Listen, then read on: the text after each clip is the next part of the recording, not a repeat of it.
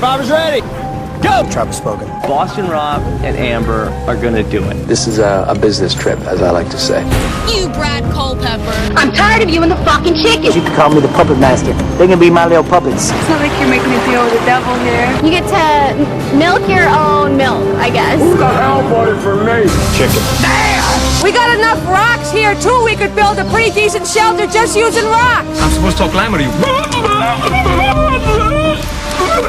You understand that better? Direct from Hobart, it's time for the only Survivor podcast in Australia dedicated to Survivor, bringing you all the latest interviews, episodes, and opinions from the greatest reality show on the planet. It's Survivor Oz, and here's your host, Ben Waterworth. Good evening, ladies and gentlemen, and welcome to Survivor Oz, Australia's #1 TV and film podcast, coming to you live for our 5th Oztopsy of the season as we come to you to talk about episode 6 of Survivor Worlds Apart. I realised when I said live, my voice kind of sounded like it was about to break, but that's because I'm so excited that we're finally back live. It's been a while. Catherine, I know you've been dying every single week that we haven't been doing these live, but we're back. We're back live. It's exciting. I've said the word live about 7 times in the introduction, but whatever. But we've got a lot to talk about tonight. Episode 6 of Worlds Apart, and joining me on the line, I have 3 beautiful Ozlets who have been also hanging out to have this all live, including Mr. Julian Queensland Groneberg. Julian, welcome back to Survivor Oz. Queenslander, yeah! No.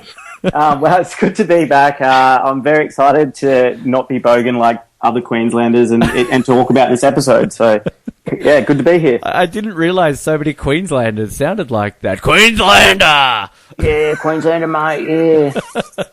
Well, it's good to have you here. And also, speaking of bogans, all the way from Snug, it's Noah Groves! Noah, welcome back. Thanks for having me. It feels so special being here live again. I finally feel like I can break out of my shell and be alive after being so recorded for the past 3 or 4 weeks. But it's good to be back to talk about some fun Survivor, hopefully clear the air on some things and have a good time.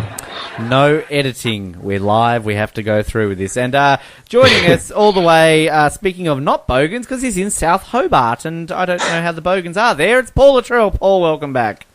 Yeah, I don't think there are too many bogans here. A lot of hippies and a lot of hipsters. But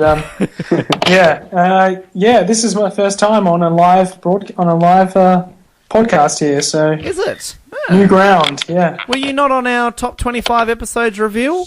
No. Oh. So this is the first. Yep. Wow, are you nervous, Paul? A little bit. I'm afraid I might. Yeah, I'm going to say something, but no. I think I've got it in check. It's all right. Alrighty, beautiful. Okay, well, we're here to talk, of course, all things Survivor, Worlds Apart, episode 6. But look, before we get into anything and anything to do with the episode, obviously there's been a few issues this week involving us and related to some previous episodes. There has been a lot of comments and a lot of things said in relation to our Worlds Apart preview episode. So I thought, before we get into it, to almost take a serious note here, that we are going to address this issue because it is something that we feel needs to be addressed. So, got a statement which I am going to be reading. We will be then having a bit of a discussion briefly about this, and then we will be getting into the rest of the episode. But just want to say, this week, an issue that we thought was closed was raised again by a contestant from this season. During our preview episode for Worlds Apart, several cast members took offence to some things that were said in the episode.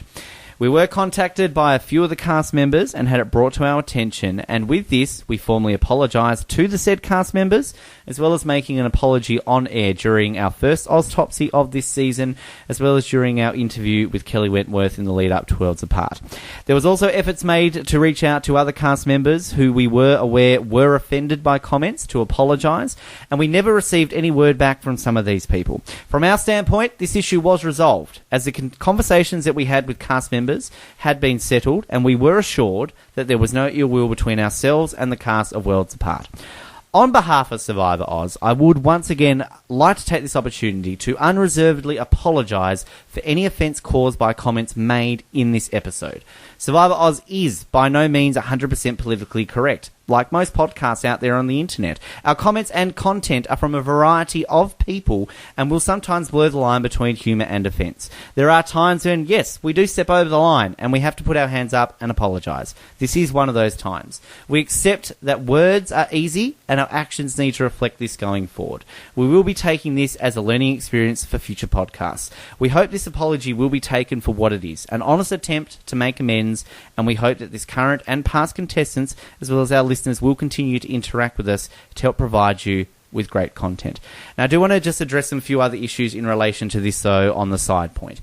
This week, in terms of the issue, if people are unaware of what happened, Mike from this season tagged us in a post directed at Caroline, also from this season, claiming that we were, and I will quote, the podcast that disrespected all of us and our families, just FYI. A brief exchange was then had between myself and Mike about this issue, in which I proceeded to say that we had apologised, as I previously just mentioned, for this issue, and if there was any further clarification needed for him to contact us directly. He then did publicly continue to shame us, claiming that a private apology was no apology, and that we needed to apologise to all 18 on air, despite the fact, as I just said, we already had. He then publicly called for a boycott of our podcast and refused to go into any specific details about what was said in public that had offended him. He then went on to post a separate tweet bragging, and I will quote again, that he went off on a podcast today. If you know me, you know I am one of the most positive people. You don't mess with my family. Before retweeting and favoriting abusive tweets directed towards us. While of course it is his right to claim for a boycott or not to like us, it still is bemusing slightly to us that he still will not publicly say what was so offensive to him and to try and get this sorted, and yet still continue to publicly shame us. I would also like to point out that there were other podcast preview episodes that had nothing to do with Survivor Oz that did say far worse, volatile and downright offensive things about the cast of Worlds Apart that are not being targeted in the way that we are. I'm aware that this, of course, is not a tit-for-tat exercise, but as a host of this show, I am also entitled to express an opinion and defend the product that we do put out. My apology, as I mentioned before, does stand, but I still find it slightly confusing and ironic that we are having a smear campaign against us when other podcasts are getting away with doing worse.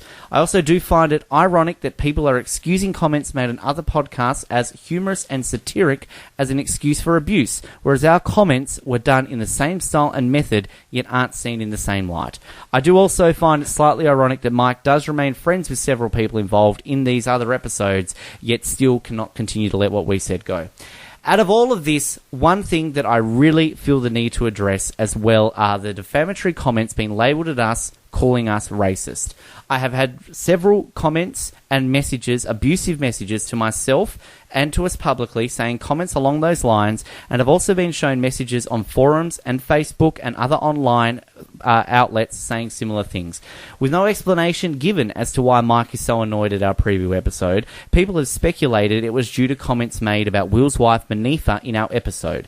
Since the exchange on Twitter with Mike, it has been brought to my attention what directly Mike was referring to in terms of taking an offence, and this was in no way at all related to comments directed at Manifa. Despite this, and with still no public explanation from Mike, our product continues to be dragged through the mud with outlandish claims being labelled against us. In the preview episode, I will reiterate that there were no discriminative, racist or offensive comments directed at Manifa or anybody in that matter. In fact, if people actually listen to the episode, they will find that it was complete opposite, and that we spent the entire episode praising Manifa and wanting to see her playing Survivor and applauding her and Will throughout the episode. If people have taken offence to the comments in this episode, then again, I do apologise. However, I will once again reiterate there were no racist undertones or intent with these comments. The definition of the word racist in modern society is constantly lost in social misgivings and viral social campaigns that blur the lines between what is racist and what is not. I've heard comments everywhere, from casual racists right through to downright accusing myself and our Ozlets of constantly being on a racist crusade in the past. There were even several comments online claiming that Australia is a racist country and that our past policies of white Australia are the reason why for myself and our Australian Ozlets are of this opinion. To me, these are far more racist and and offensive towards myself, the Ozlets, and our country in general. There may be a cultural divide as to what some consider the word racist, casually racist, or not racist at all. But in claiming racism against a person or organisation, it is ironic that actual racist comments are then used in a way to try and clarify comments. Let me state again that comments directed calling us racist are misguided, false, and highly defamatory and offensive. Several of the comments have been made by people who have not listened to the episode or have only listened to small portions of it and have also not listened to any Survivor of Oz episode in the past and are jumping on a bandwagon of hate and misguided vitriol. People have threatened to report our episode and have listened to parts of it claiming the racist parts are there. They have even reached out to Jeremy and Val, who do our power rankings, and warned them we are a racist podcast and to avoid us. And we have even been banned from selective groups online due to this perception of racism. I would look to, however, firmly stand by my claims that nothing racist was said in the episode and defend myself and my team. The episode will not be removed from any online platforms, and if people want to continue to run a smear campaign against us by contacting others or posting defamatory comments online against us, then that just speaks volumes to the character of those individuals. Given the online trolling culture is based on vile hatred, racism, homophobia, sexism, and other forms of bigotry, several of which have been directed to our show, other shows, and contestants of Survivor in the past, it is highly hypocritical that these select people continue to go on a crusade against us. As somebody who does pride himself in putting out an entertaining podcast that takes a lot of effort for no financial gain, it is highly offensive to be labelled in such a light. Our show might not be everybody's cup of tea. We don't expect everybody to like us. But when comments and hate are spread to us in a manner that has been this week, then I've had no choice but to bring this up and speak out on it. I will defend not only myself and this show, but each one of my Ozlets who work tirelessly and hard for Survivor Oz for nothing more than the passion of Survivor and no other reward. When our product we put out is getting unfairly diminished by certain corners of the internet and the trolling culture previously mentioned, it is time to take a stand. And I would also like to point out on a separate note that this goes towards ex-Ozlets who have worked for us in the past, who for whatever reason cannot let go reasons why they were either fired or quit and continue to make up false allegations against us or false claims of pure entertainment or like bait online. These people have deep resentment towards us for their own past misgivings and can continue to shame us all they want, but they only make themselves look like fools given the actual truth of the situation. I will not stand for this any longer from these people.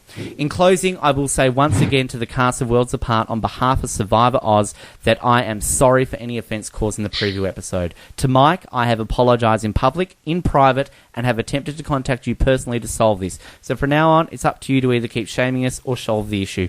Same with anybody else from Worlds Apart. If there is an issue, I really would appreciate being contacted directly to sort this out rather than having this brought up further for the masses to mock and laugh at us over false and baseless allegations. No doubt this statement I have read will in itself be mocked and ridiculed by those online that I have brought up, but I would like to point out once again that I do have a right to reply to this situation and a right to defend myself and the product we put out. To the people who have tweeted and messaged me messages of support, people have also messaged our Ozlets some message of support, thank you very much. This does mean a lot to us that there are people who can see through this whole mess and realise what is actually happening there. From this moment on, I will allow some of the Ozlets here to just have a few words said, but from that point, we're going to be closing this issue off publicly, and we will not be talking about it anymore and going into talking about the season of Survivor. Noah, do you have anything else to add on this issue? Yeah, I'd just like to say that obviously I was on that episode, and if anything I did say caused offence, then I just apologise, and I guess there are some things that there was absolutely no racial motivation of hatred, but maybe I haven't listened back to it, but maybe I think the word ghetto may have been used, which was not meant to be offensive, and I can absolutely see why it was offensive, so I would apologise on that aspect, but most of all just to the cast of Worlds Apart.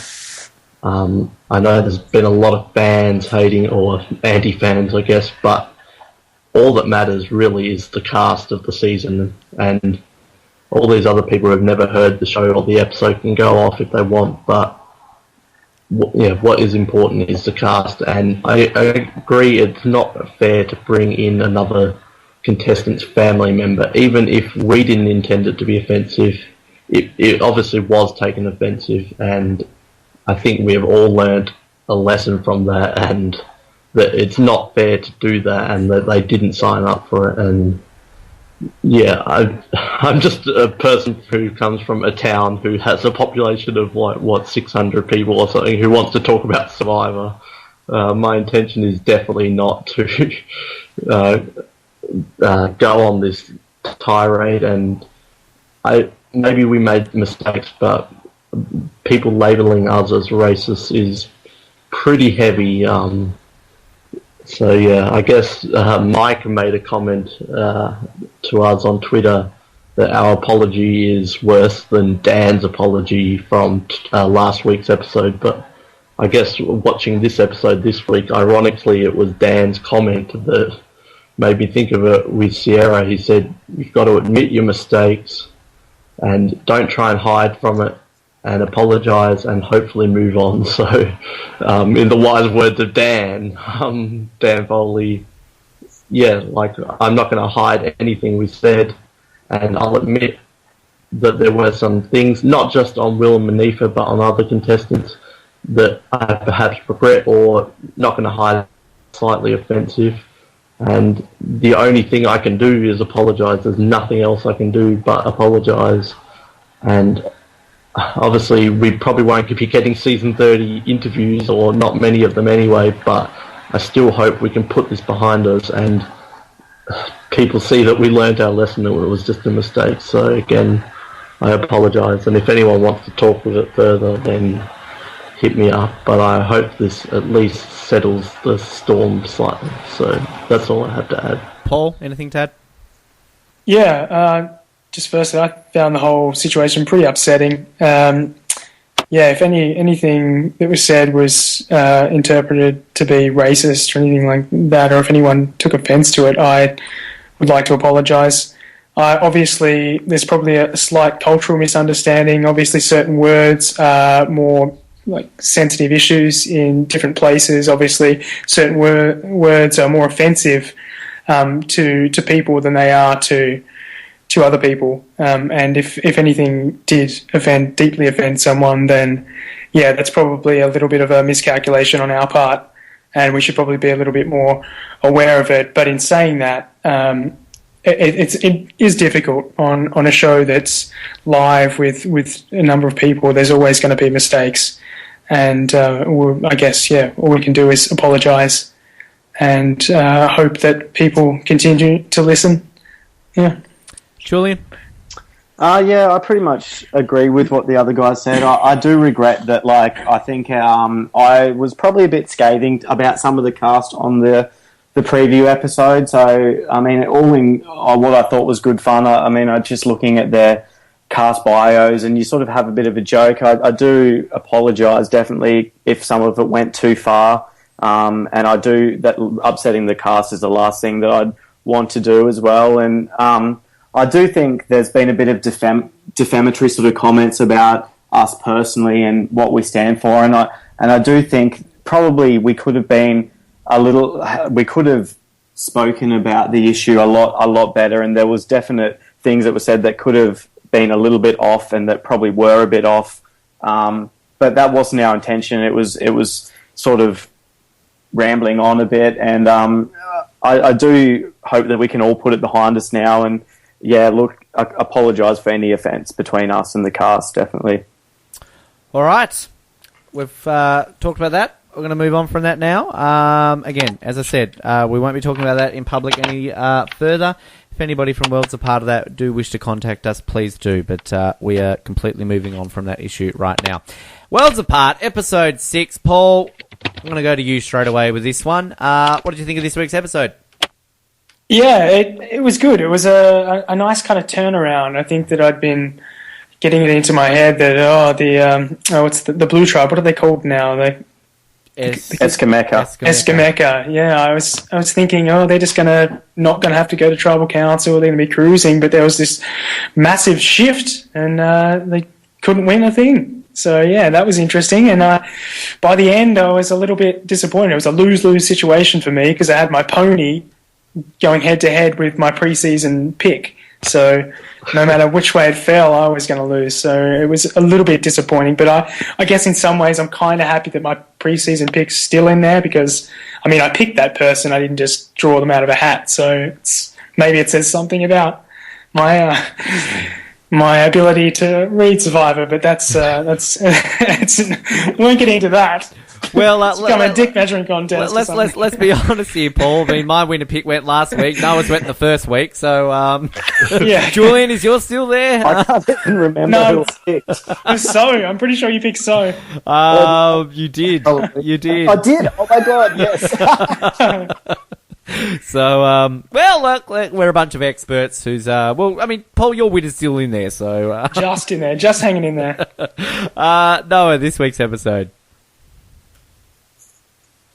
I hate to be negative Nancy. I didn't hate the episode at all, but I wasn't feeling it overly. It definitely had the strength to it, and we got to see a bit more of some of the characters, Jen, Shirin, and all that.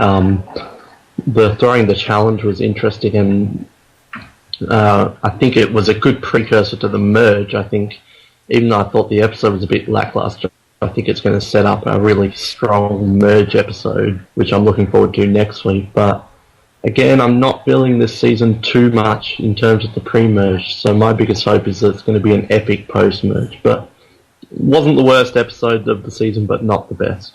I just listened to the Kathy Sleckman recap you guys did a couple of weeks ago, and... Yeah, episode 3 was the worst of the season. Yes. That's for sure. Just ask Kathy. Julian, what did you think of episode 6? Well, I actually loved it. Like, I was enjoying every single segment. I loved both of the challenges, actually. The second one was really odd, but we'll get to that.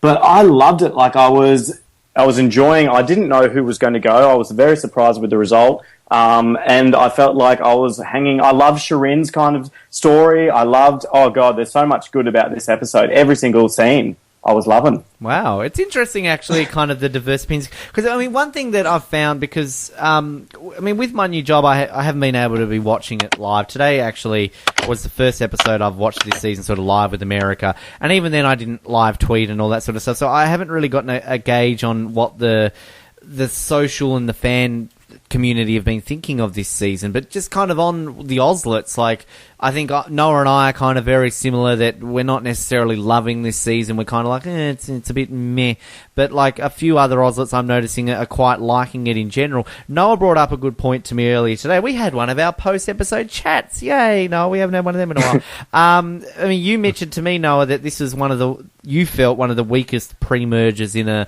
long time. I mean, why are you of that belief, Noel? What do you think was about this pre-merge that was a bit lackluster? Yeah, well, I said weakest since Caramoan. Maybe that's not a bad thing, because there's been a lot of strong seasons since then, but definitely the weakest since Caramoan. Definitely not bad. I wouldn't put this in my bottom 5 pre-merges of all time. It's just, it's gone so quickly, and it was kind of like, episode 1 was like as good as Probes was making out. Episode 2 and 3, we kind of had the Nina arc, which was alright for the second one, but by episode 3 it was a bit much, and there was so much drama on the blue collar in terms of fighting, which, like, I like a fight every now and then, but not that much fighting. And then we had a very lopsided switch, and we had an obvious Max boot and an obvious Joaquin boot, which I'm upset about. And yeah, there's been no defining moments. Like, Kagayan had such defining moments, like Jatia, Garrett, Dave, the Cliff blindside, and the Lindsay quit, and the switch there, and Sam Undel had the Drew moment and the Rocker moments, the Val, the double eye. Can I just interject? Sorry, Noah. Don't you think the Vince thing was really awesome? And the So episode, the premiere, I thought was really strong, and then the next episode too. And I get the Nina thing, but I thought even last week, I mean, I'm glad they had it as a 2-hour episode, but I thought they were both pretty strong as well. So yeah, I don't know. It's interesting. That's a good point. The Vince stuff was epic. And the double episode, they were both fine episodes. I just didn't love them. I'm not hating on them.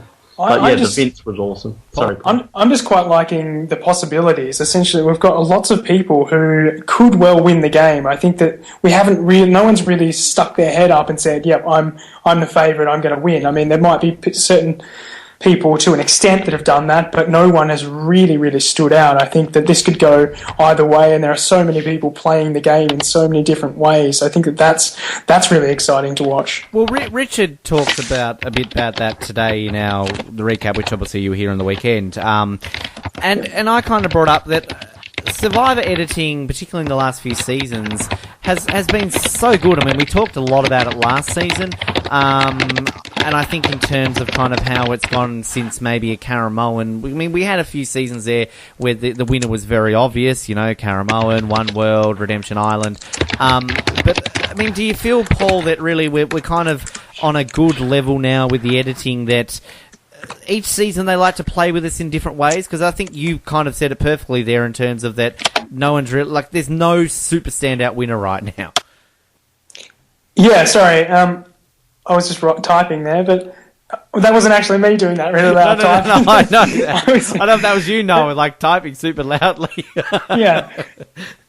Yeah, definitely. I think that it's following on from something like Kagayan, even though we did have the big Tony edit. I think that there are lots of people playing, and it's good to see that diversity. I think that we get to different storytellers because of that, which it's good to hear that the actual the plot, basically, it's much richer because of that, I think. So it's a more rounded season, which, I mean, is going to make for a really good post-merge, I think. I mean, we've had the setup now, and I mean, it hasn't been boring. I've been enjoying it, but I feel like it's going to really come into its own post-merge. My biggest problem so far is just that within the cast, there's, like, I don't dislike a lot of people, but there's no one I really love. Like, I liked Joaquin, but he's gone.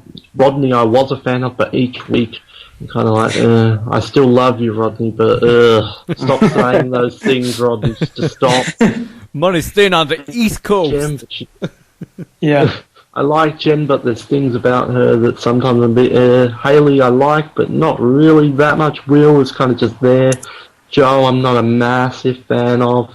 My problem is, like, I definitely don't dislike the entire cast, but there's no one I'm really loving. Like, I really love Carolyn, but there's no Keith. Last season I was rooting for Keith. Come on, Keith, get to the end. Yeah.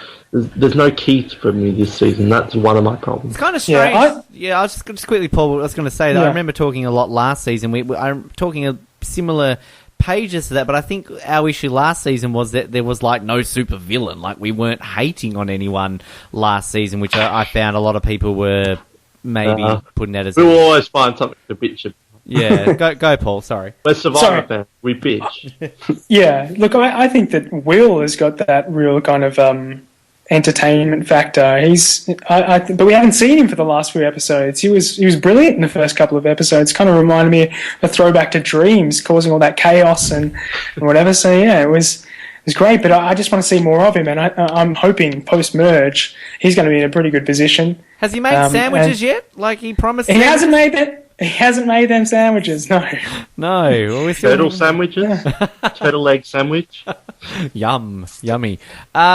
Julian, you sort of chimed in a lot there, but I mean, kind of I feel like this cast, it's because we don't know some of them because of the 3-tribe format, but I like the fact that it's been really equal. Like, we saw, not one tribe completely decimated, and I like the fact going into the merge next week that there's a lot of people that are sort of become blindsided, like Rodney, like Sierra, like Shirin is on the outs, Tyler's now on the outs. There's heaps of people that can come together in all sorts of different ways, and I feel like it's been pretty unpredictable so far, and it's only going to get more so now. So I love it. You also mentioned the even within the tribes, which I agree with, but also the editing, I think I already mentioned this on a past episode, but the editing, I've been very impressed with how even... Obviously we have our stars, our Rodneys and our Mikes and our Carolyns and Jens, but other than that, there's no completely invisible person, and everyone's getting around the same margin. Like, we have our top-tier confessionalists, a middle and a lower, but everyone is kind of equal. And even though I said there's no one I'm really rooting for, I do feel like by this point I am getting to know most of these cast members and that they are quite evenly edited. Well, it's interesting just looking at the confessionals, as we always like to bring up.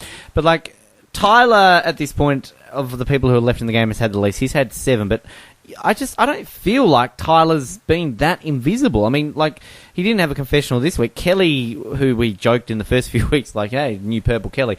I mean, she's had 9. Sierra, who I feel we've seen a lot more than just 10 confessionals, according to this, although, having said that, 8 of her 10 confessionals have come in the last 2 weeks. Dan's sort of trailed off a little bit. He's on 11 confessionals, but you still know he's there. Hayley I feel she's been the most invisible in the last couple of weeks. Will, didn't have any this week. Joe kind of trailed off a little bit, but we had a bit of him this week. Sharin's always there. I think a lot of it... Go. A lot of it has to do with relevance towards... Like, last season, a big criticism is Josh and Jeremy got every single... Like, if something happened at camp, Jeremy would be there to talk about it, or if something happened at Koyopa, Josh would be there. I think a lot of this is situation-based. So, like, Joe got a lot in the first few because we had the Nina and the no-collar sucking. And then Sierra was barely there, but then she got a lot in these past 2 because obviously it's centered around will she flip, won't she flip, and then Kelly as well, because there was nothing for Kelly to really say, but now she's on a different tribe. She's got a bit of a story. So I think a lot of this to do with situation based of where the player is in the game at the moment. I'm not sure if that was a moronic thing to say. But what's incredible, just kind of looking like 6 episodes in on San Juan del Sur, Jacqueline had 5 confessionals. And I mean, this was really at that point where we were still saying every week, well, Jacqueline's going. I mean, but even looking at Natalie at this point last season, she'd only had 10 confessionals at this point last season. And I mean, we obviously know her game really picked up in the second half, but like, this is kind of... How many had Josh and Jeremy had? Oh, look, quickly, if I add them up, Jeremy had 30-odd by the looks of it, and Josh had around about the same. Wow. So I mean, this is, again, commending the editors, because, like, again, this was at that point last season where all of a sudden Josh and Jeremy went, and we're like, well, what the fuck, what's going on now? And then with this season, kind of it's... There's no... Because, I mean, a couple of weeks ago, everyone's like, yeah, Tyler's in the box seat, but he's kind of diminished a little bit. I mean, in my personal opinion, and I think Noah kind of shares it with me, I think Jen is in the box seat now, but again, we can talk about this, obviously, throughout. There was a winner quote from her. 100% winner quote from her this episode. But, like, again, I know a lot of people say that we judge so much off confessionals, because, I mean, Rodney's... 22 confessionals is second, and Rodney's not winning this game. But, it's just fascinating how this has been edited this season. And, yeah, I just constantly feel this urge to really... The editors of Survivor, when they were threatening to go on strike, they obviously got enough money to really make this into, the last few seasons. This has been the best. Like, Kage-Arm was a brilliant season, but it very much was the Spencer and Tony show, and we didn't hear much from, I know, Jeffra, Morgan, Alexis.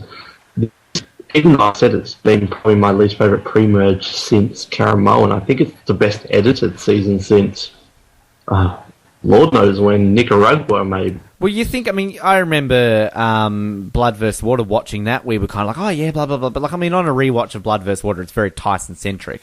And, like, obviously... Yeah, you've got, like, the Kays and the Calebs who are just in the background. Yeah, and on a rewatch of Cagayan, I mean, obviously, it was Tony wins, it, and the amount that he gets in the end. But, again, a lot of people watching Cagayan assumed he wasn't going to win just on the character he was. I mean, Richard Hatch, again, teasing to his preview episode, to his recap episode, he basically uttered the words, how the fuck did Tony win? Richard said that? Well, he didn't say the F word, I added that in there, but he said, how did Tony win? So, if you got Richard Hatch... That doesn't sound like Richard stuff. Yes. No, I'm just making comments again. But no, it's kind of interesting, and I don't know, like, maybe Caramoan was a wake-up call for them, because I really feel at this point of Caramoan, people were saying Cochrane's won this game. So I don't know. But I feel like Tyson the next season was very similar. I can't believe I just said very similar, but I think it was very similar to Cochrane's. I think their editing is extremely parallel.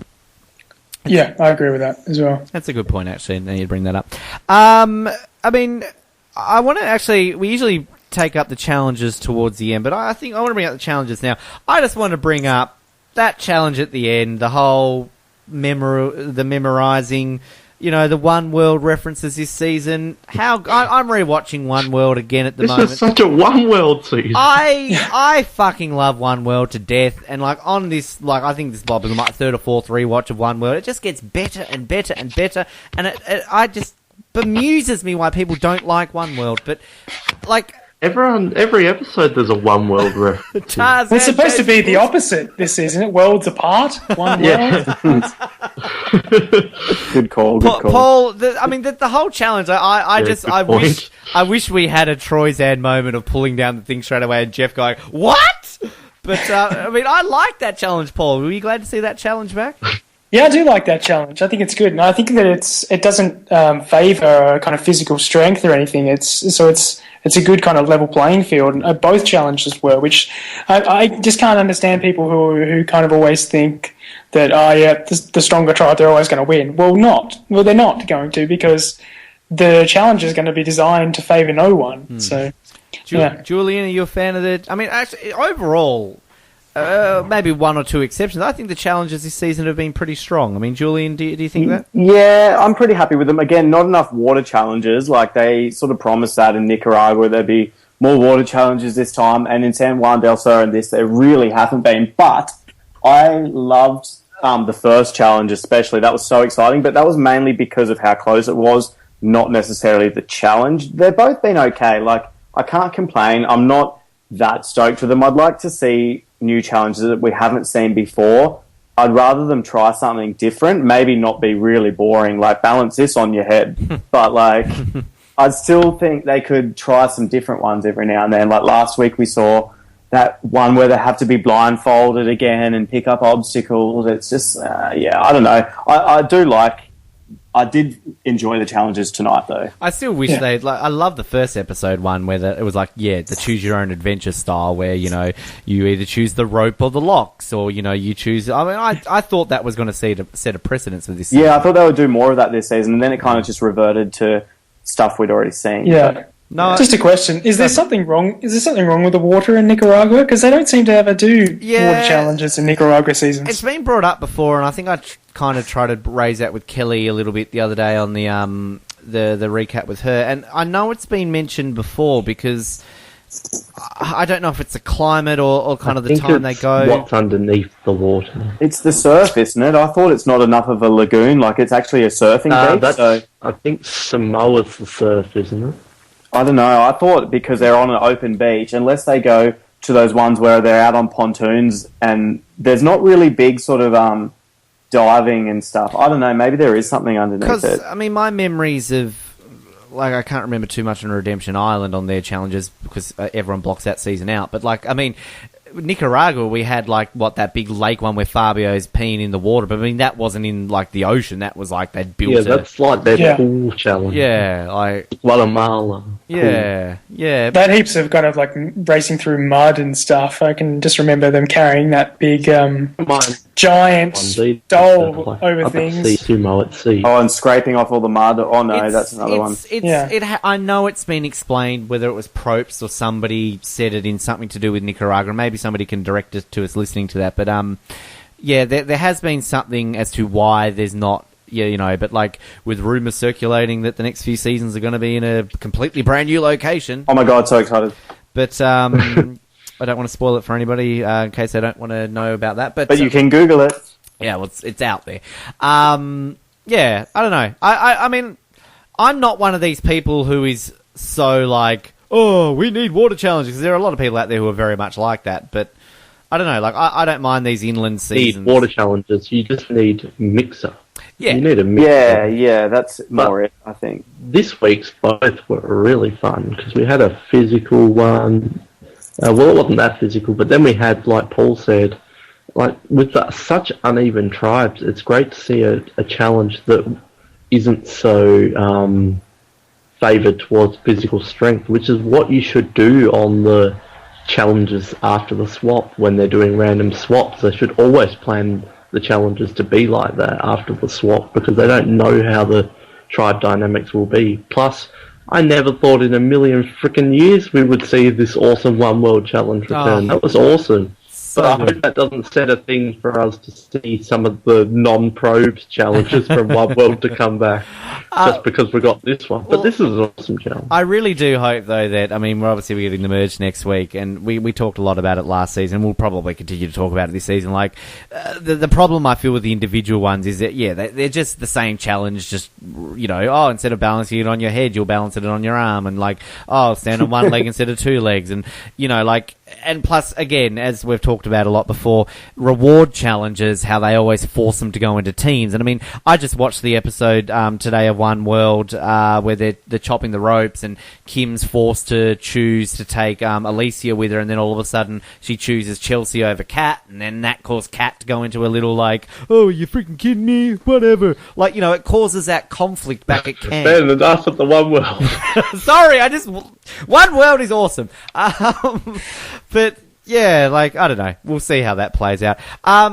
Throwing the challenger, we're going to bring it up. Like, I mean, it was a laughable attempt. It reminded me very much of James and Denise in China. Or PG. Yeah, James tried to Jamie. Well, James tried to do everything in his power to throw the challenge, but Denise is just going, I can't do it. And like Mike's like going, I'm fucking giving it to you. But I'm surprised Kelly wasn't chewing on some balloons. Yeah. No, I mean, like, we talk about throwing the challenges, and like 99.9% of the time it doesn't work. I mean, was it a smart thing for them to do, and particularly then it was Rodney's idea, essentially. Mike went along with it. And then in the end, for Mike then to go along with Rodney's idea to blindside Rodney's ally with a merge just around the corner. What did you think of the whole scenario there, Noah? I was shocked we were even going to see a tribe throw in the season. I just thought, we got this far, it's not going to happen. So that completely blew my mind. I guess tribes was funny because I can always see the motivation and the temptation between players. Especially more often than not, it does not help anyone. The only time I can think of is Africa to get silence out. And I guess Cook Islands with Billy, like, did that affect the game that much? I'm not too sure. Hashtag bring back Billy. Hashtag bring back Billy. But I still haven't wrapped my head around it, and I don't think we'll know until next week. But it is smart in the aspect of making sure Kelly's still around, because obviously we know Shireen's on the bottom, but they have no clue who's on the bottom. So in that regard, it is smart. But also in that regard, they don't know if Kelly's made new allegiances and is going to turn on them. And in the secret scene, Dan says, well, this is going to be good because we've got 5 blue collar and there's only 3 of the no collar and white collar.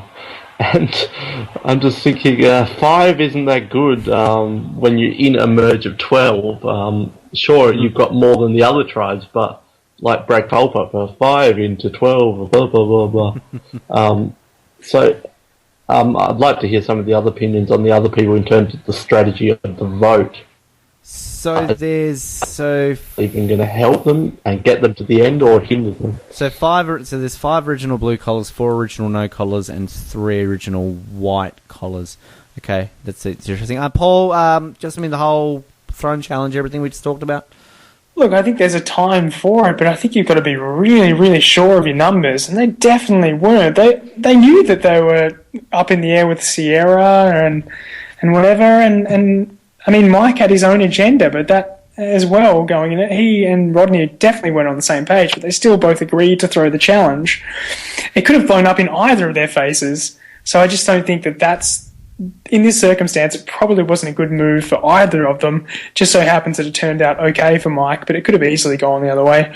I think there's definitely a time for it. I'm not saying that don't ever throw challenges because that's stupid, but I think that, yeah, if you, at the tribe swap, your numbers are on the other side and they're at risk of getting voted out, then definitely throw the numbers. If you've got the numbers on your side, you can vote someone from the opposing alliance off.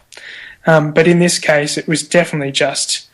They were really stretching their luck, I think, both of them. And obviously it blew up in Rodney's face and blew up in Mike Eden's face. So, yeah. Julian? I'm just surprised that they didn't sort of think that it was a bit sus that Mike was sort of calling out, like, to Kelly. Like, I'm surprised no one sort of said anything. It seemed to have gone... Like, it seemed really obvious that he was not trying to me, but then he got away with it. So I guess it kind of did work out for him because he got to... eliminate sort of some of the power maybe plays in that sense. So, I mean, I was surprised that it switched. Didn't he originally want Joe out, but then Sierra lobbied to get Rodney, Joaquin, or who decided? That's what I'm confused about. Like, I thought it was Mike wasn't it? It was Mike wanted to break up Joaquin and Rodney.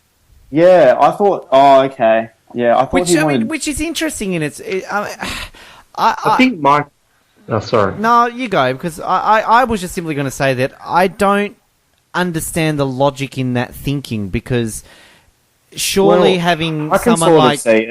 surely having Joaquin... I can see what... Go, no. I think Mike had a good quote. I can see the logic. I'm not sure if I agree with it, but I can see the logic. He said... there's power couples in the game, and if you let power couples get too far, they make power moves. And I think that was a good way of looking at it, is if these two #bromance get too close together, they could be extremely deadly in the game. We've seen Rob and Amber, even John and Jacqueline last season. So I can definitely see the logic in it, but I also feel like it could be a move made later into the game. I'm not sure if it had to be made now, but it all depends on next week. We really need to be here next week, but I can see the logic. I'm not sure if I agree. Well, the question that I sort of posed in my words is that, I mean, Mike's a fan of this game, we know that. I mean, surely the merge is being talked about at this point. Is it a smart idea to alienate someone like Rodney, who is a very volatile person, and, you know, as much as he's an emotional, outbursty person, I still think Rodney has a bit of a brain up there, more so than anybody's given him credit for. And the Joe strategy was good, I thought. I think he should have got rid of Joe, because Joe, if the merge is coming, is probably going to go back to his no collar and team up with the white collars. I agree with you 100%, and that's kind of what I'm right. I mean, this is a lot of the reason why I've got Jenna.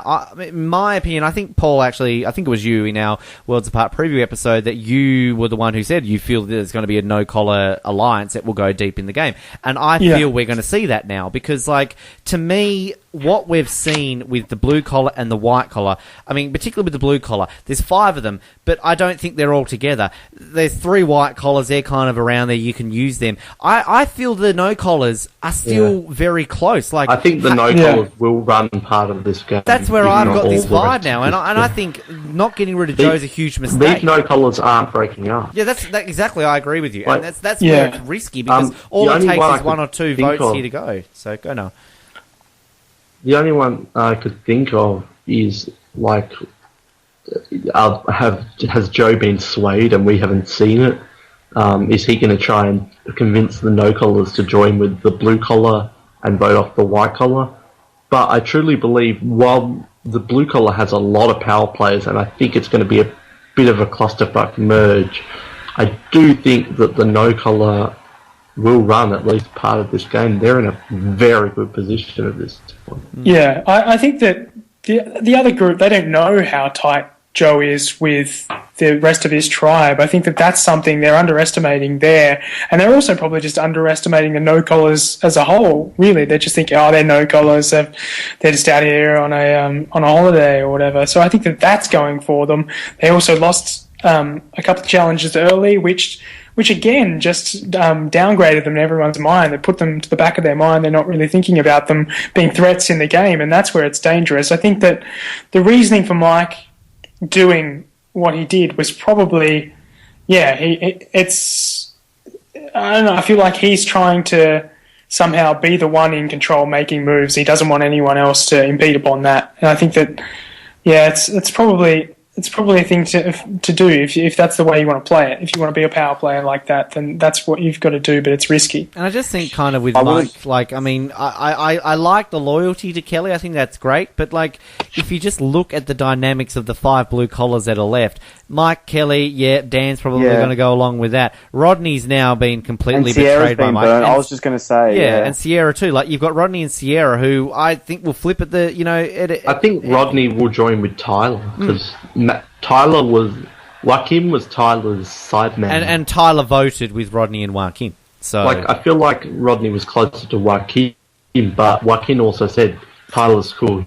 Yeah. Blah, blah, blah. So I feel like, what's his name? Rodney and Tyler might go off with the no collars and maybe even bring Sierra with. But you could also see, Shirin's on the outs. You can bring that back into the white collar fray, and then even Carolyn. Like, where's Carolyn standing in this game? Yeah, but on the flip side of that, you could also bring Shirin into the blue collar to make a new power 6, and she could be the Cass of the blue collar. And be kind There's of the so many outside ways member. that it could go now. It's awesome. Yeah, I love merge episodes. Yeah. Merge episodes are awesome, especially with 3 tribes. With 12 people, oh my god. 12 people, 3 different tribes. And they all know each other. I think that's what's cool about going into the merge now. Like, they've all spent time with a bit of everyone, so that's what I like about 3 tribe and having the tribe swap. Even though I do want them to do a 3 tribe season once where they run it out completely to the merge with 3 tribes, like, it does stop that whole Nina boot sort of situation where you know who's going to go next. But Ben, you brought up a good point. Carolyn. Where's Carolyn? Like, this is the thing. Yeah, like... I think that Carolyn's probably the most isolated player in there. Everyone else is kind of making... Is that a good or a bad thing? I think it's a bad thing. I think that she's got really not much else she can do other than probably... Maybe she's got Tyler, but I still don't think that's going to... I don't know if that's going to carry through. She fall into a Sandra kind of role? I think that she's going to be 5th in the no collar. She still has the idol, though, doesn't she? I think, Yeah, Carolyn and Jen both have an idol. Like, who will be gunning for Carolyn to get out? Like, I feel like she could be a Sandra and just continue to vote, and who's going to be gunning for her? Maybe. And, like, another one, Will sucked balls at the challenges, but now Will's good to go deep into it because he's not going to be a threat. Like, this is where the underdogs kind of take charge. Yeah, Carolyn's like the Missy and the Trish of this season, but better. This is where, and we brought, again, this is the problem when I do a recap episode no one's heard yet. I keep referencing what I spoke with Richard today. But, like, and Richard raises this point too with Jen. It's like, Jen... She's outspoken. We know how she is in confessionals, but that's in confessionals. Like, Jen's also somebody who I feel isn't pissing people off, and she's not on people's radars. Like, Paul, I mean, what's your take on how Jen's going and how Jen can go into this game? Yeah, I think that Jen's definitely being underrated. I think we're seeing a lot of her. She does look like she's playing the game. She might not be a super fan or whatever. I think she did say that she's seen every episode, but she likes Kate, so I mean, she's obviously a big super fan. Yeah, she's not playing it that way though. She definitely seems to be adjusting her game based on just the experience she's having, and she's really in the game. I think that it's a good thing to have that kind of that front. Basically, that you're just out there having a good time, but really you're observing people and you're adjusting your game accordingly. She has set herself up. She looks to be, of the 3 on the red tribe at the moment, the no collars on there. She definitely looks like she's set up to be in the best position there. I think that her relationships with the other 2, she's kind of in the middle of that. It seems that way anyway. It might not be that way, but she definitely, just the edit she's getting as well, she could very well go on to win this game. Julian, your thoughts on Jen? Is she playing like Kate?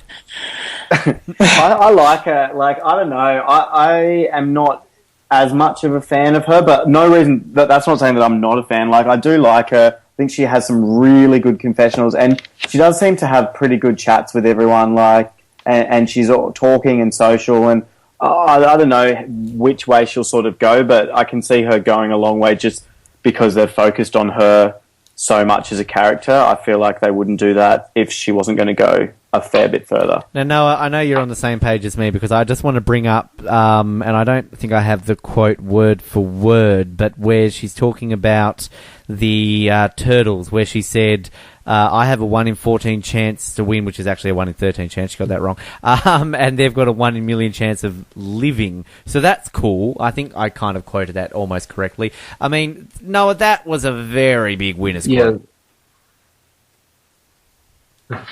When I was watching, I'm like, ding, ding, ding, a winner's quote. And I've written it here, actually. I'll hold it up to the camera, keep talking. Yeah, when we say winner's quote, it doesn't necessarily mean, like, oh, they're definitely winning. Like, I think that's a term we use just whenever a player says something that kind of sticks out, that you can see being used in their reunion package. Yeah. That you could see the editors put in there to show them on their journey to the win. Like, it doesn't necessarily mean, oh, they definitely won. Like, I think last season we said 6 different players had a winner quote, and I think by the end of the season it got so ridiculous we were joking around that everything the player said, oh, winner's quote. Well, I don't think Dale's self-centered bossy bitch was a winner's quote. Yeah. No, but just like that line just stood out so, anytime someone talks about winning and it's so dramatic and kind of heroic and kind of a bit melancholy, I guess, and it just stood out. And at this point, based on not just that quote, but on a lot of what we're seeing, I think Jen could very well be the winner of this season. Yeah, sorry, not to steer it off in a different direction, but I thought the Shireen talking about, her childhood, how she had to adjust and stuff, I thought that stood out. I thought that was a big building them up, kind of like... I'm impressed with Shireen again, yeah. Yeah, getting people to sympathise with or empathise with her, the fact that she, had a hard upbringing, adjusting to where she was from and whatever. Go no. I don't really think Shireen's that ugly like she kept saying. No, she's not at all. I think she's quite attractive. Shireen's beautiful. Yeah, like she kept saying she was ugly. I guess maybe people thought that when she was growing up. If you live in the OC, like that she was saying, people would be pretty super. Definitely a warped sense of beauty, I guess. I did put in the comments that I haven't hidden the fact that I'm not a Shireen fan, but I did like the more grounded nature of Shireen this season, this episode, rather than the kooky monkey. Yep. Shireen much more when she was just being genuine and not playing up for the camera. And I still don't think she will win, but I think she is slowly on a bit of a redemption path. Yeah, I think she'll. Plus, she's in a good position now that we're at the merge, and she's out of that sticky situation she was in. Baylor reference. Oh. I missed that song. I haven't heard it in a while. Oh, we might close the show out with that today. Yeah, do it. We did it with Miley Cyrus last week, didn't we? So we're due for it. We're due for a potato one. We need some more Chase Rice. Come on. Well, they haven't been chasing a lot of rice this season, have they? So Jeff hasn't been to camp to negotiate. No, actually, he hasn't. There's one quote here I wrote. I don't know why I want to bring it up. I liked Carolyn when she's like, "I'm tolerating Shireen." I don't know. I just written that, and we had Haley talking about David and Goliath. I just want one thing. This is completely off topic, but given this is the first one I get to watch in a while, I got to see American Ads for the first time in a long time, and I like the fact that they had a Jeff Probst ad there saying that they stood by Vanuatu. Reading off the cue card. Survivor support. Survivor supports Vanuatu. No, but it was good that they did that. In all seriousness, like they all. Plus, McDonald's is sponsoring Survivor now. Are they? I didn't see that one. Like, I thought they were losing sponsors, and they've got McDonald's sponsoring, so I can't wait for the Big Mac reward challenge. Yeah, interesting. Do they have McDonald's in Nicaragua? Like, this immunity challenge is brought to you by a 6-packet of nuggets, $9.99. Oh my god, I would lose my shit if I was out there and they brought McDonald's out. I'm like, fuck yeah! Like they were going crazy over mac and cheese. Like, damn, was like, what you're paying for? Cheese. Give me a soft serve. Cheeseburger, so Big Mac, quarter pounder, and all the fixins. But we've got nuggets, vegetarian, fillet-o fish. Fillet-o fish is worse. Or as they call it in America. No one wants a fillet fish. Boo! No one wants a fillet fish from McDonald's. We call it fish fingers. I don't think I've ever had a fillet fish in my life. Who has had a fillet fish?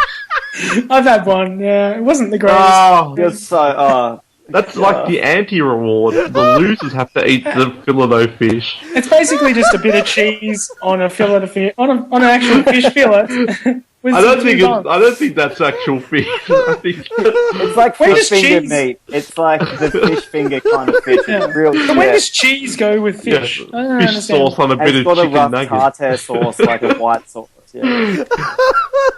Fillet of fish. You know, Vegetarian. they don't even call it a fillet of fish in America. It's called like a fish sandwich. Like, you know, it's clearly a burger. Jared made a good I point in the remember comment. Nuggets for Wes. when we went to McDonald's in America, like all Louise wanted was a McChicken, and we could not for the life of us find it. There was always like 30 different types of chicken burger. It took us to like our I don't know what number of trips to McDonald's in America to realise that the McChicken's on the snack menu in America. Like, it's a snack. And when you order a cheeseburger meal in America, you don't get one cheeseburger, you get two. It's like, can I have a cheeseburger meal? Oh, you get two cheeseburgers with it. Wow. Oh. Yep. I'm excited for the loved one's phone reward on the thing brought to you by like the Hamburger's mobile phone or something. Loved ones reward brought to you by 50-cent soft serve. The thing too, like, I can just imagine like them doing the video ones there, and they get there and they go, "Oh, guess what? I had a fillet o fish today."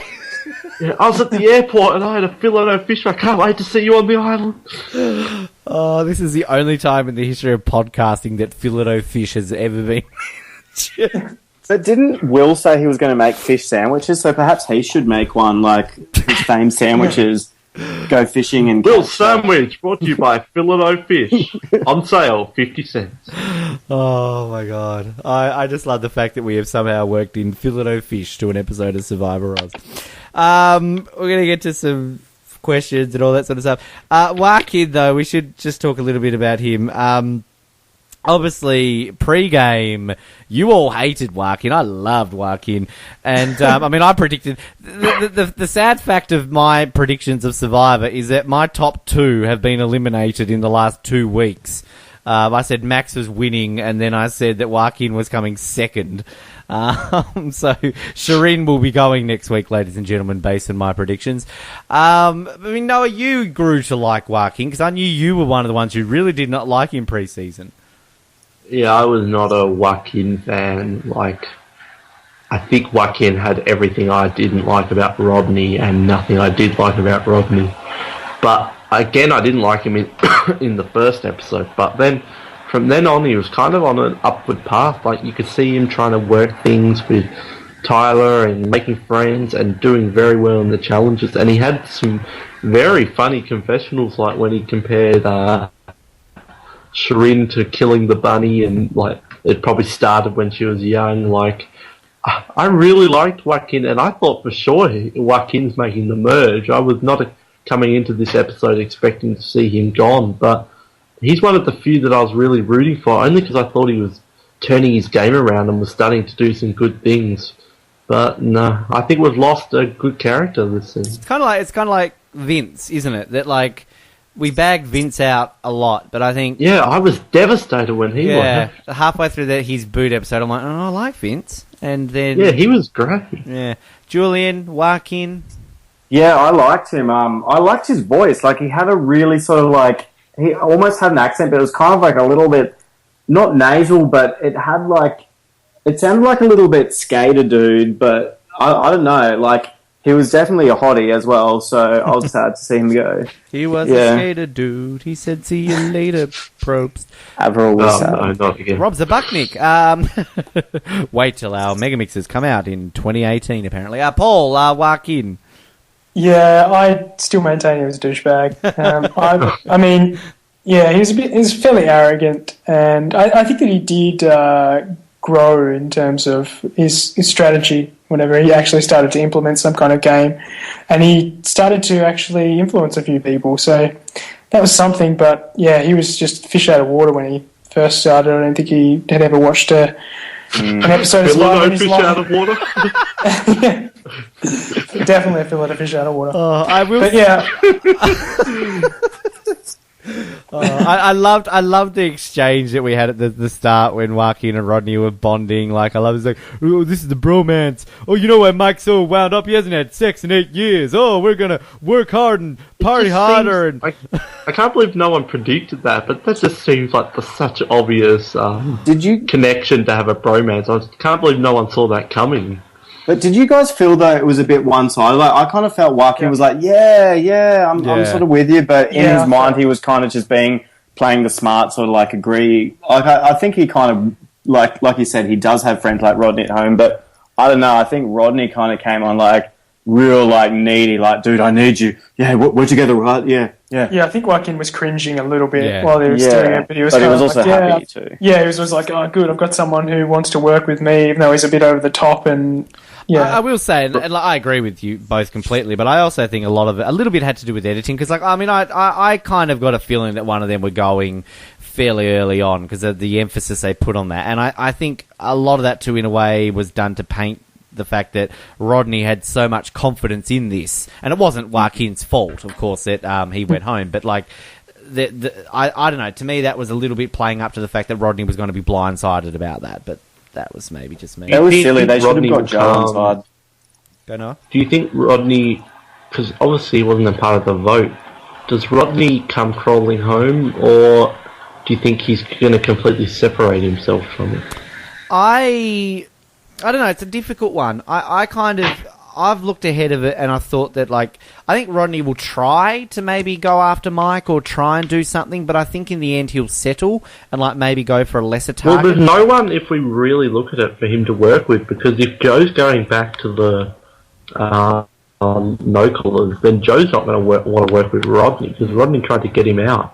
So Rodney kind of doesn't have much of a choice other to join with the blue collar, unless we have this weird amalgamation of, like, 2 no collars, 2 white collars, 2 blue collars, but that's unlikely to happen. I fucking love Rodney. Like, he's my favourite by far. Him and Jen are my favourites this season by far, but, like, I am realistic that I know Rodney's not going to win this game. Like, I love him, but I'm cringe a lot.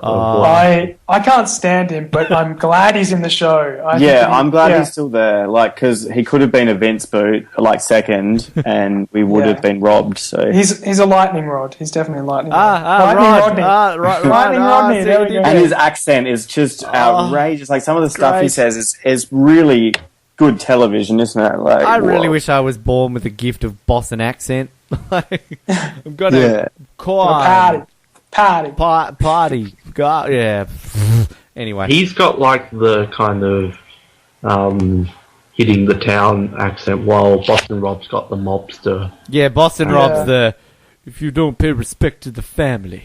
Boston Rob's the Sopranos' godfather. Yeah. While Rodney's kind of the new age boss. He's on the street, like, going to a Red Sox... I can't fucking do it. Jersey Shore. Yeah, Jersey Shore. I liked the subtle editing, by the way, as well. We should pay attention to this, of Sierra going to vote, and they show her writing a J. And then an O, and then they quickly cut away. Yeah. Like, well done, CBS. Good job. All right, now looking ahead, we'll go through this. Now, in terms of the merge next week, I'm seeing here, at least on the Worlds Apart confessionals thread on Sucks, that they're saying the merge tribe is pink. I don't know, is that their generic colour that they don't know, or is that legitimate? I think it's black. Well, no surprise. I think it's a joke. Well, it'd be nice if it was pink. Like, we haven't had that since Marquesas. Didn't Rossi predict it would be pink? Well, was it Pooh Brown? No, that was last season, wasn't it? Do you have our predictions? It would be a good time for our merge buff predictions. Okay, I've got it here. I think it's going to be black. It's always black for the 3 tribes. What colour will the merge tribe be? All right, well, let's have a guess. Well, I said Auburn. Noah, you said newspaper printing. That's it. Paul, you said green. I'm going to stick with green. I'm going to stick with it. Julian, you said shark grey, but as I remember from listening to the episode, you then said shark dolphin grey. Joffy said almost pink, and Rossi said albicand. I think Paul was probably Paul's the only one with a chance, but I think it's going to be black. I still think last season with the poo brown and clear were the best ones we've ever had. Okay, so in terms of predictions and things like that, as Noah types up a storm, the power rankings predictions, we'll start off with those. The closest in terms of myself, Noah, Val, and Jeremy, Jeremy said that Joaquin would be 11th. Val said 11. I said 11. Noah, you said 7th. So Jeremy, myself, and Val all get a point. So that leaderboard is Jeremy on 6, Val on 4, me on 3, Noah, you're on 2. Jeremy's killing it. He is. In terms of the ponies, well, as you've already mentioned, sorry, Paul, yeah, you're gone. But just a quick check-in, Julian, of course, you've still got both yours in, do you not, Rodney and Tyler? Yes, yeah, it's exciting. You're still going there. Noah, you have got Carolyn. You're still feeling okay with that, I'm guessing? Yeah, it's a pretty good one to have. I could at least maybe get some runner-up money, or perhaps even win money. Yeah, well, I'm each week Kelly's around. I'm getting, Jeremy's very confident that Kelly's winning this game, so he hasn't budged on that since the beginning. Well, he's winning on the things. So yeah, so look, maybe he knows best. Maybe. Okay, in terms of predictions for Joaquin, well, I'm already out. I said he was getting second, so I'm long gone with that one. Joppy said he would be 16th. So he's closest, but then Jared overtakes that because he said 10th, so he's only 3 away. Rossi then gets 2 away because he said 11th. Julian, you said he would be 12th, so you're within 1, but... Oh, fuck it. Noah and Paul both said 13th, so they both got 100%. Right on the money, yes. So, and he would be the last one before the merge. So, yes. Paul, you're on fire. You're leading now on 4 with your 2 points this week. Noah, you vault up into second with your 2 points. So you're up onto third. Joppy, do I get 1 point for that or not? No, you have to be the closest. Sorry. Joppy and myself then next with 2 apiece, and Julian, Rossi, and Jared are all on 0. That's really bad for 6 episodes in, 5 episodes in. I think last year, I only got like 1, and then I got 1 in the last episode. I can't remember. And I'm pretty sure Jared is on 0 on the Amazing Race season 26 as well, so go Jared. Just quickly on the confessionals, we did touch on it, but yeah, Jen's leading on 26, Rodney's on 22, Carolyn 21, Mike 19, Shireen 15, Joe 14, Will 13, Haley 11, Dan 11, Sierra 10, Kelly 9, and Tyler 7. This week, the person with the most confessionals was anybody? Anybody want to chime in a guess? Ooh, I'm going to say Sierra. Yeah, Rodney, I heard Rodney. Rodney's correct. He got 7, and people who didn't get a confessional, I already mentioned that before, Tyler and Will both did not get a confessional. All right, final set of questions. Tip to win Survive Worlds Apart, Julian? I don't know. I said I'll stick with it for the time being, Carolyn. I think she can stay under the radar and take it all to the end, and I think in the finals she'll just be really respected like Denise, so we'll see. Noah?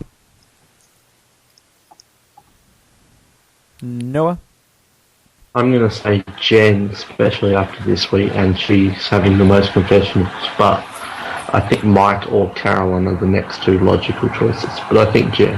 Paul? I've got to stick with my pre-season prediction. He's still in there, still going strong. I think the no-collars are going to do all right. So, going to stick with Joe. But, yeah, I think that Jen has a pretty strong chance. I even think that maybe even Shireen has some kind of comeback chance. But, that's my long shot. That's my dark horse. That's okay. There's your dark horse. Noah, your dark horse. Mike and Carolyn, you said you want to stick with them? Well, no, they're not my dark horse. I think they have a legitimate big choice. My dark horse, and I don't think she's going to win, but I'm going to chuck Haley in there because I feel like we're always being shown Haley, and we kind of glossed over any of Haley she's always there. Jen may take all the heat, and Haley may be able to sneak through. I think it's a long shot, but I think she has a slight chance. So I'll put it there just for the hell of it. I have Haley at number 2 in my rankings this week. Anyway, Julian, dark horse. Yeah, I see Haley as a dark horse too for some reason. Yeah, she seems pretty well liked, and she seems to be able to, even talking to Shirin, she was really upfront, but she seems to have really good relationships with everyone, so. All right, next to be voted out, Noah? It's so hard. That is the hardest question in Survivor Oz history. I'll just say, from white collar, the most likely would be Tyler. From blue collar, the most likely will be Rodney. And from no collar, the most likely Joe. But I have no freaking idea. Paul. I'm going to say Rodney. Julian. Joe, just because. I've got Sierra. Just maybe it should be worth noted that we brought it up when Josh was voted out.